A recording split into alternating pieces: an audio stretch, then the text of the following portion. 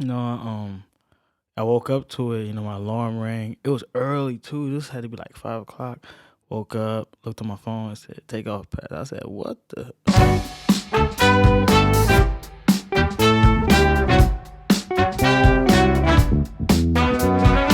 What's up, y'all? Welcome to the podcast. We're gonna be talking about it right now. We're gonna get right into it, but blah blah blah blah blah blah blah blah blah blah blah blah blah blah. That means like and subscribe to the video.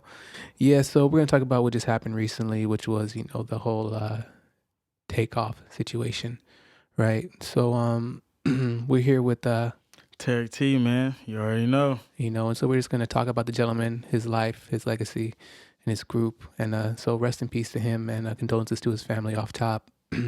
So if you guys didn't know, a famous rapper named Takeoff recently passed away, and he was part of a group called the Migos. And can you give people who may not know who the Migos was a little synopsis on who they were?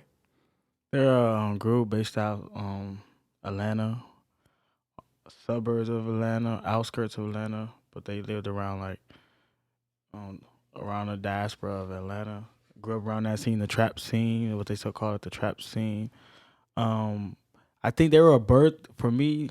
Like they were a birth of something different, something new that was going on. The way they were rapping, they're like like when Snoop Dogg was like, everybody rapping like this now, but with that cadence and that type of flow and that type of rhythm, they were the first rappers to like kind of bring that out because it was a new wave for me for Atlanta because T.I., Jeezy, Gucci was still around, but all the other rappers in Atlanta were getting a little older. So this Future came, and this new wave came. Future came, Migos came, then Young Thug came a little bit after. Like all those came around that time, but they all came with their own style, part of like the new Atlanta.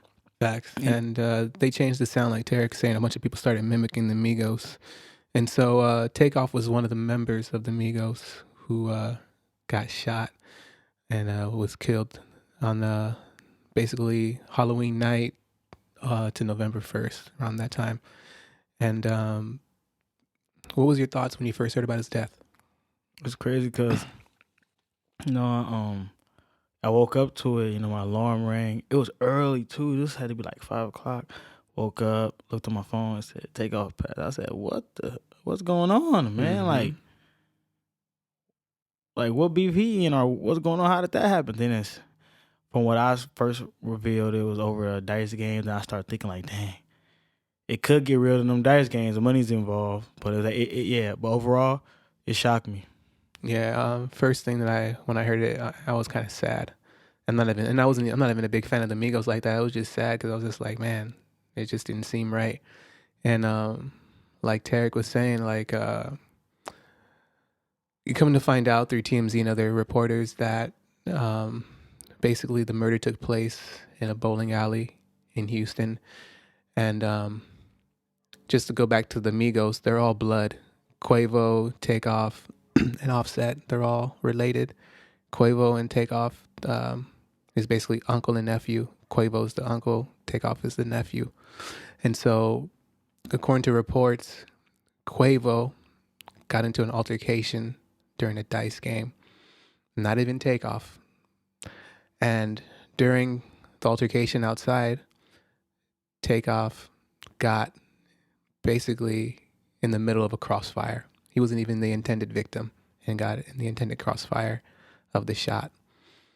So very sad, very sad, very sad. And has the Migos talked about it, or anyone in the family? Has anyone come out yet? Nah, not from what I've seen. I know Offset changed his profile pic on Instagram to Takeoff. Oh, did he really? Yeah, so I think the personal family is kind of keeping it quiet. I know they did like a little a vial for him, a visual. Okay.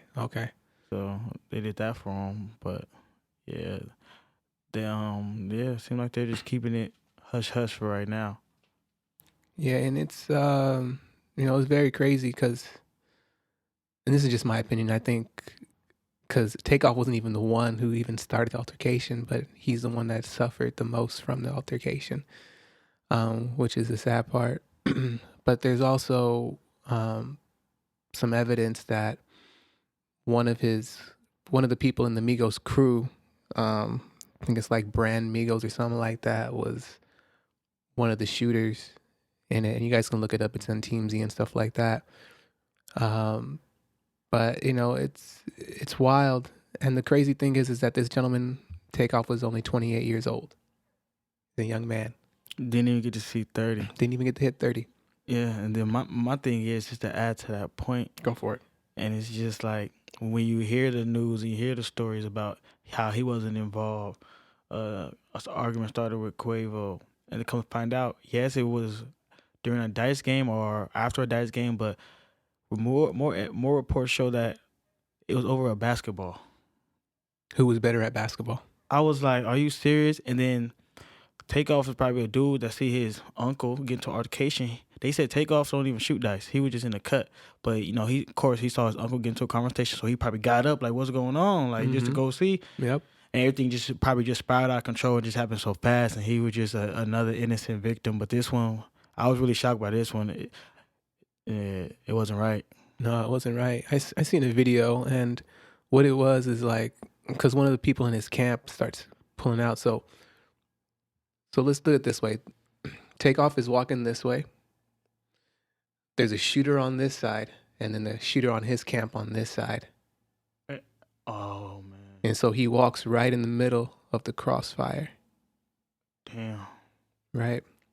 And so that's you know what happens. And what's crazy, what blows my mind about this the most is that there's an interview with Quavo and Takeoff, and they're saying that they don't travel anywhere without security. Like they're heavy securityed up, and they're always secured up. And so it just made me think something weird. I was just like, where was security then? Like, where was the security at then that they always have with them wherever they go?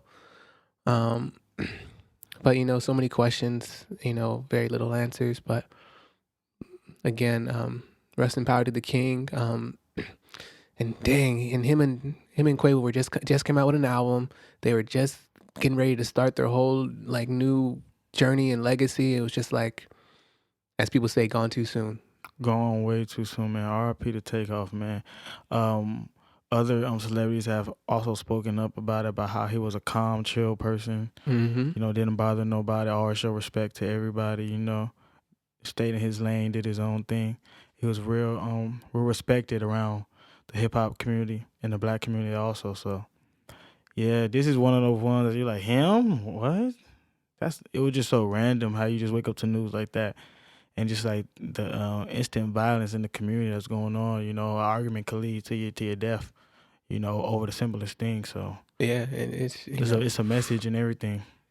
And it's what blew my mind too is I was listening and like, I did a lookup because I'm always thinking about, okay, now who gets his catalog, who gets his money, you know, because sometimes those things are not put into place. And according to records, you know, he was worth 26 million. Just take off by himself, right? So who gets that? Who gets the catalog to all of the music that he was part of, you know? And apparently they had a Versace deal that was going on because they had the song Versace, right? That recently happened. And so, you know, the money game starts making me think too, you know, I know we shouldn't be thinking about that, but you know, it's important to think about that too. And so I'm like, okay, like, well, did he have his T's and Q's, you know, crossing that? Because 50 Cent also sent a message out to Quavo that make sure you have his music, his stuff in order. So, you know, it could last a little longer because like how they did Pop Smoke, they just threw all his music out on that last album that he just had, you know. They do all his music, so now there's no more Pop Smoke music. So, you know, try to keep another way to keep revenue come in, keep his music out there, keep new music. So whatever you got to like know how to spread it and manage it. Don't just throw it all out there. Got you. You know what I'm saying? So the family could still feed. But yeah, got you. Like stretch it out a little bit longer. Stretch it out a little bit longer. Don't just throw everything out on one album.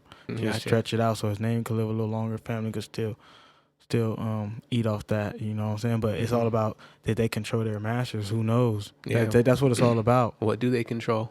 That's what it's all about. That's a very good question. And so hopefully they did have some things in order and in place. And, you know, I guess Uncle's got the torch now and Cuz Offset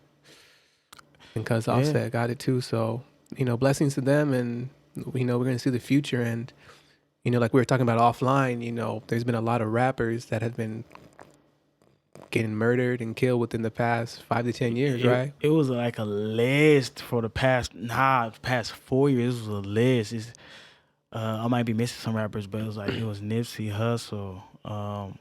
They had a list for rappers that died. Then they had a list of rappers that died from gun violence within a span of 4 years. And these are all prominent rappers: Nipsey Hussle, Pop Smoke, the XXX Extension guy, and there's another rapper from Atlanta named Trouble that got murdered too. And it was crazy because they did a video of him and Takeoff. They was rapping inside the video, but they were going back and forth. You know what I'm saying? And then I was like, dang, and they said R.I.P. Trouble, R.I.P. Takeoff. You know what I'm saying? Yeah.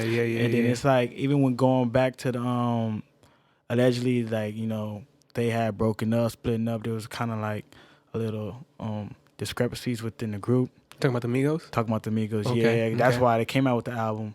But to think about it now, it's like whatever they had, Offset probably thinking like, man, it wasn't worth it, you know? He probably thinking that's a message to me saying, whatever little grudge you have with your family, just nip it in the bud, fix that, because ain't no coming back from death, you know? It is what it is, yeah. It's a big fact. That's what I took a lot of lessons from all this, you know, seeing that list, all the rappers dying, you know what I'm saying? I'm just like, man, they said it in the 90s it was like Biggie, Tupac, a couple other rappers, but they said now within a 4-year span, a lot of big rappers are just dying from gun violence. Just dying. It's like it just P&B Rock just happened. Now this happened. It's like that's why everybody's like, this is becoming a trend, and it's not a trend, not a positive trend that we need in the community. Cause this is a negative trend, and it's starting to be like a trend. Like, you know, like I want to see rappers doing good. I want to see them suffer. Like, I appreciate what they're doing. And thinking about it, I'm like, I don't want to see these guys get killed or die, because it's like what they're putting out. So just imagine something happened to, like, I was thinking about, man, what if something like that happened to Drake? God forbid, but it's like, man, we'll miss out on all this. You get what I'm saying? He's a talented artist. It's like, what else could a Pop Smoke did? What else? Nipsey Hussle he was getting there. He was getting there. Just starting to really see his message, and he was getting to people. And I know he just needed. It's like they got him at. I don't want to say they got him at the right time. That's bad, but it's like they knew when to get these guys. They know when to get them, because Nipsey Hussle had passed. You can see the evolution in Nipsey Hussle from the beginning. Because I've been listening to Hussle since at least 2009, and you can see the evolution in him. And then he was on some other stuff.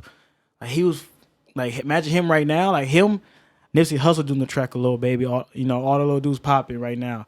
Doing a track, he was on 21 Savage. He would have been at the elite of hip hop. I feel like the elite, because the way he was moving, and then and he's so much respected now. I'm just like, why they took it from him, and then I'm a little biased on West Coast, and it's like, we need ours. You know, he was ours. Like, he's the representative for us on the West Coast. Like, you know, we need somebody at the top. You know, 'cause right now it's really, to be honest, off the record, but Atlanta's really got it right now. The South.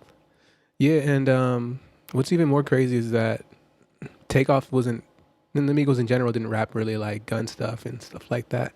That wasn't their, and even talk about it, Takeoff and Quavo talk about it in their record. They like, we don't talk about, you know, killing and death because what's the saying, like, you know, your rap becomes truth, you know, becomes your life basically. So they say, yeah, we don't rap that stuff, and then, you know, unfortunate for him to go like that, but at least all in all, we have his music still. He left something here with us. So I think that's the best part of it all, is that, you know, we still have piece of him through his art, you know. Yeah, and also, where does the group go from here? How do they recover? Is it still Amigos? Is it over with? Because I remember the same thing had happened to TLC when Left Eye died. They came out with back in the day, a reality show where they tried to fill her place, pick the best one to be the third person. Interesting. The third person for the next album. They did that. They found a girl. They had an album, but it was never. She wasn't Left Eye. It wasn't the same. So basically, that's just, when she died, it was really the end of TLC as a group. So it's just like, how can you replace Takeoff? It's like, you know, you guys are already going separate ways anyway. I feel like who knows? They might Offset and Quavo might do a joint project too. You know what I'm saying? So, but where do you go from here as far as the group? Because Takeoff was like he was in the middle. It's always the middle child. Like I know they're not brothers, but it's like he was like the middle child because Quavo was a superstar. Quavo's a superstar. Everyone knows Quavo. Okay. And then Offset is superstar too, and he's with Cardi B. So Quavo and Offset was really the popular ones. You get what I'm saying? And then they were the really ones butting heads because they did an interview, and then Quavo was like, "Yeah, about reason why Offset and y'all not together." He was like, "It's all about loyalty." And the Takeoff was like, "Yeah, but we always family. We still family." Mm-hmm. And then Quavo was just like, "Yeah, but it's about loyalty." So I think it was just Quavo and Offset. They're at Takeoff is as far as like just being their own person, own celebrity. Offset and I feel like Offset and Quavo are just, not more of a star, but just their celebrity is more people know them personally too. I got you. By who they're aligning themselves with, and then just the quality of music. I got you. And it'd be nice to see him come back. But yeah, as far as you can never replicate what happened before to new. They have to change the whole brand name and stuff like that, which is cool. We'll see what happens, and best of luck. And let's hope that we can get these rappers because there's not no rock stars that are getting. You don't see no country artists dying from stuff like this, or pop artists or hopefully even R&B artists. It's really big in the rap scene, which is unfortunate. So let's hope that let's not only hope, but let's try to put in the mindset that this stuff needs to stop for real.